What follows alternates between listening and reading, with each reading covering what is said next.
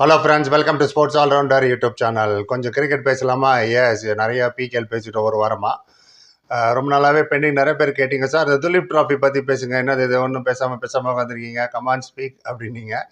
Anyway, Duleep trophy வந்து 4-day match. ஆக்சுவலாக red பால் cricket 90 over போடணும் ஒரு நாளைக்கு. இந்த 4 ஓவர்லாம் போட்டு வீட்டில் வந்து உட்காந்து முடியாது பெஞ்சில். இம்பேக்ட் பிளேயர் அமைச்சிட்டு இந்த பஜனைலாம் வேலைக்கு ஆகாது. ஃபிட்னஸை கம்ப்ளீட்டாக டெஸ்ட் பண்ணும். அதுலேருந்து தான் உங்களுக்கு டெஸ்ட் பிளேயர்லாம் வர்றது. இன்னும் ஃபென்டாஸ்டிக் பிளேயர் வந்தாலும் அந்த காலத்தில் நிறைய ரஞ்சி ட்ராஃபி துலீப் ட்ராஃபிலாம் விளையாண்டவங்க தான். இந்த வாட்டி கம்பல்ஷன் ஆக்கிட்டாங்க பிசிசிஐ. போன வருஷமே இப்போ கம்பல்ஷன் ஆக்கினாங்க பிசிசிஐ. யாராவது விளையாடலன்னு வச்சுங்க, நேஷனல் டியூட்டிக்கு போய் இருந்ததுன்னா அவங்க எக்ஸப்ஷன், இல்லைன்னா நீங்கள் விளையாடணும், ஸ்குவாட்லியான்னு இருக்கணும், வரணும் கிரவுண்டுக்குன்னு.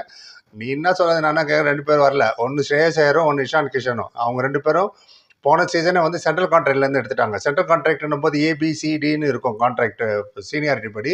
அவங்க டீமில் இந்தியன் டீமில் எடுக்கிறாங்களோ இல்லையோ அவங்களுக்கு சேலரி போகும். 4 crore 3 crore, I'm not sure. So அந்த கான்ட்ராக்ட்லேருந்து எடுத்துட்டாங்க அவங்கள. ஸோ அதனால் இந்த வாட்டி எல்லாரும் கண்டிப்பாக விளையாடணுன்ட்டாங்க. ஸோ எல்லாரும் வந்துட்டாங்க.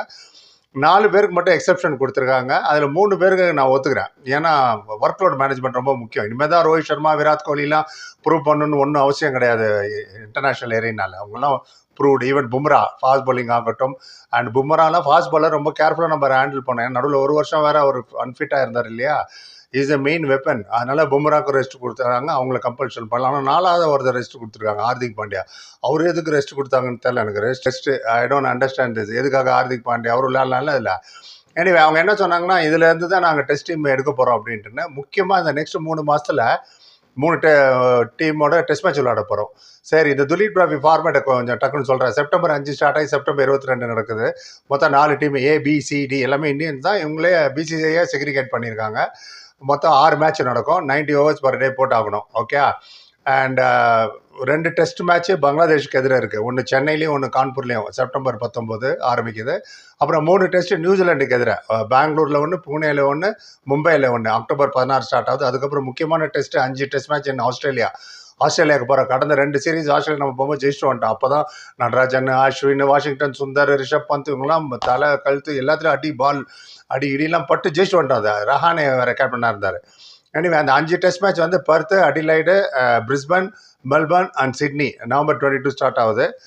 தம்பி வேறு கூப்பிட்டே இருக்காப்ல. என் தம்பி சிட்னியில் தான் இருக்காப்ல. வாப்பா டெஸ்ட் மேட்ச் பார்க்கலான்னு. So maybe I don't know, பார்ப்போம். அது அப்போ சொல்கிறேன் நான். சிட்னியில் ஒரு டெஸ்ட் மேட்ச் இருக்குது அடுத்த வருஷம் ஜனவரி 6ஆம் தேதி. எனிவே, இந்த 10 டெஸ்ட் மேட்ச் இருக்குல்ல நெக்ஸ்ட் 3 மாதத்தில் வெரி வெரி இம்பார்ட்டன்ட். ஏன்னா இது எல்லாமே கேல்குலேட் ஆகி வேர்ல்டு டெஸ்ட் சாம்பியன்ஷிப் ஃபைனலுக்கு யூஸ்ஃபுல்லாக இருக்கும்.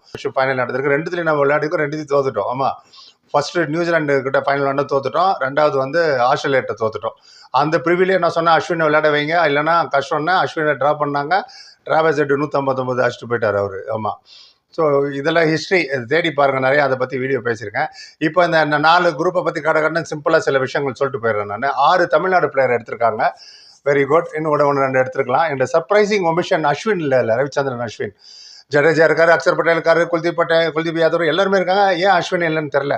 ரவி அஸ்வின் இதை பேஸ் பண்ணி தான் நாங்கள் டீம் எடுக்க போகிறோம் டெஸ்ட் மேட்ச்னா. இந்த 10 டெஸ்ட் மேட்ச் வரப்போதா. ஸோ அப்போ என்ன சொல்ல வராங்கன்னு எனக்கு புரியல. நடராஜனும் இல்லை. ஏன்னா நடராஜன் 4 நாள் ஃபிட்னஸ் எல்லாம் நல்லா ஃபிட்டாக இருக்கார். முன்ன மாதிரி இல்லை அவர். அவரும் நோத்தி விட்டாங்க. அவர் இல்லை எந்த டீம்லேயும். 4 டீம்லேயும் இடம் இல்லை. மொத்தம் 61 பிளேயர் எடுத்திருக்காங்க அந்த 4 டீமில். இந்த 4 டீம்லேயும் அஸ்வினுக்கு இடம் இல்லை, நடராஜனுக்கு இடம் இல்லை. எஸ்பெஷலி அஸ்வின் 500 விக்கெட்டுக்கு மேலே எடுத்திருக்காரு.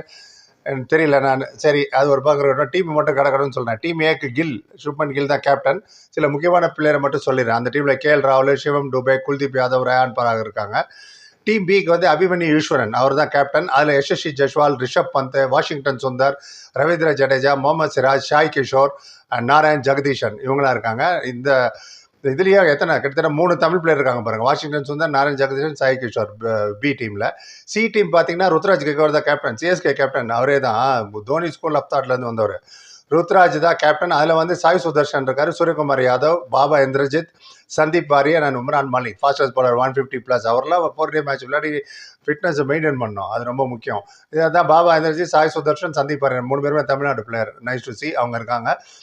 டி டீமுக்கு வந்து ஸ்ரேயஸ் ஐயர் தான் கேப்டன். நான் தான் கேப்டன். கேகேஆர் அவர் தான் கேப்டன். அதில் தேவ்தத் படிக்கல், இஷான் கிஷன், அக்ஷர் பட்டேல், ஹர்ஷதீப் சிங் அண்ட் துஷார் தேஷ்பாண்டே இவங்களாம் இருக்காங்க.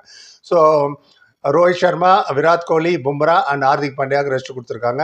மற்றவங்களாம் கண்டிப்பாக விளையாடி ஆகணும்னு பார்ப்போம். பட் சர்ப்ரைசிங் 6 தமிழ்நாடு பிளேயர் இருக்காங்க. அதில் அஸ்வின் இல்லை, நடராஜனும் இல்லை. எனிவே, நீங்கள் நினைக்கிறீங்க இதை பற்றி கேள்விப்பட்டிருக்கீங்களா? இதை பற்றி உங்கள் கருத்து எதுவாக இருந்தாலும் சொல்லுங்கள். எல்லாத்துக்கும் பதில் சொல்கிறோம்.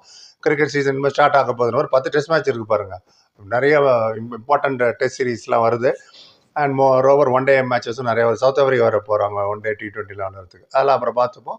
அப்டேட் பண்ணிட்டு கீப் யர் வேல்யூபிள் கமெண்ட். பொறுமையாக நன்றி. Like, comment, share and subscribe. சந்திக்கிறேன். Thank you so much.